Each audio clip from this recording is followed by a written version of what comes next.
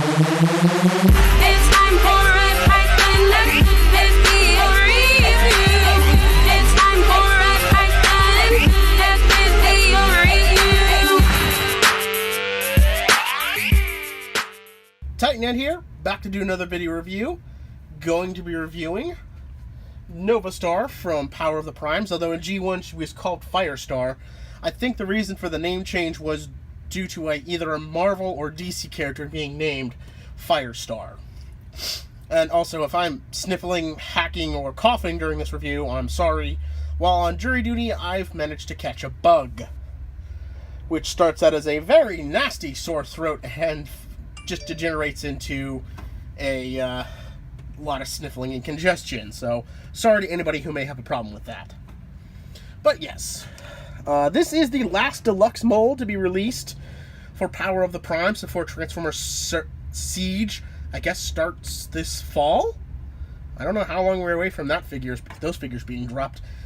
I am kind of glad I got her, but it kind of disappoints me in the fact that the Chromia figure they're supposed to release next year won't have the Combiner War peg like she has and like Moonracer has to get one more female Combiner team together with Alita 1 in the Voyager chest, doing the Voyager torso parts.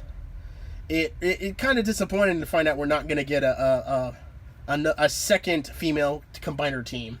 But, what you going to do? Her vehicle mode is really nice. I actually like the vehicle mode with these colors more than I like Moonracer's.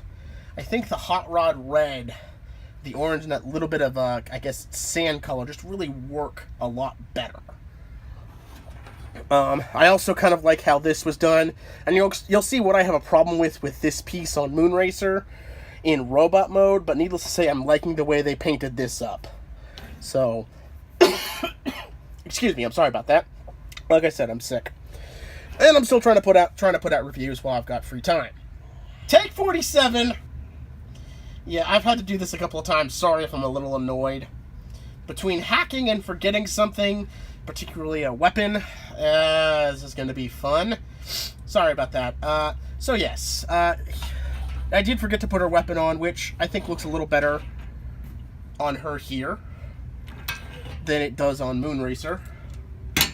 But yeah, I'd say the only thing I dislike is the fact, like Jazz, she has a clear piece for the Prime Master to sit on instead of at least something that's got translucent color to it. I think that's a little lazy in my opinion, but probably because they're using the same plastic as these bits are, so I can't complain too much, I guess. But yeah, that's there. Compare her to the last toy I reviewed, Outback, and to a Prime Master. So, I will be right back with Robot Mode. Oh, also, I'm not going to be doing the leg or arm modes, just because I don't ever intended to really put these into a Combiner set. They're just going to probably sit on a shelf in robot mode. So, if you want to check those out, I'd recommend MGO or TJ Omega. And here we have Robot Mode, and good timing, truck. But yes, we have Robot Mode. This mold isn't half bad, other than the obvious giant backpack, and she could use some better fold-out heels. Again, hopefully the Chromia upgrades will come with something for that. I really like this mold. I really like this mold for this toy, especially in these colors and that head. Again, not the biggest fan of Moonracer and the way she was designed. Speaking of which,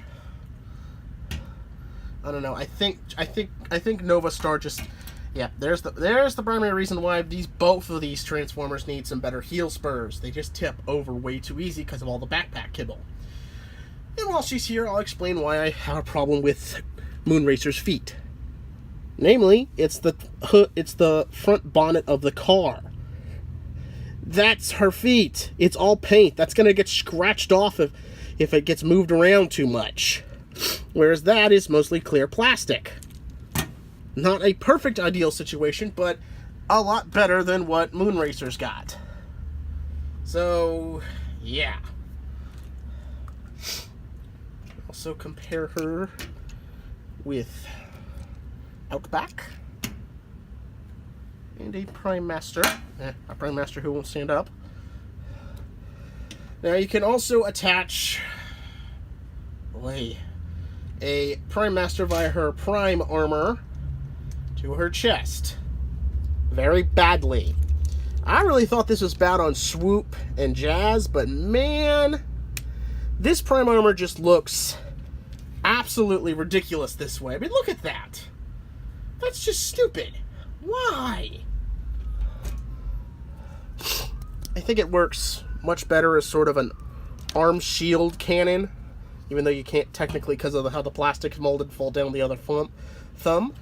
But yeah, and as long as her joints are tight on her body, she indeed, so, well, if I can do it, she can indeed hold a Prime Master blaster. In this case, Vector Prime. So, the figure overall isn't bad. I still really like it, but just the accessories just don't. Some of the accessories just don't work in my opinion. The placement of parts is a little awkward. And while I love her paint job, I kind of wish they had some brighter colors for her head. I realize this is actually keeping very G1 to have this very gray head on her, but I just wish the gray was a little brighter. It popped a little bit more. But other than that, I think the figure's great. As the last figure, deluxe figure for Power of the Primes, not quite the best they could have gone with, but I certainly do recommend picking it up if you can find her. So until next time, this is Titan Zed saying I'll see ya when I see ya.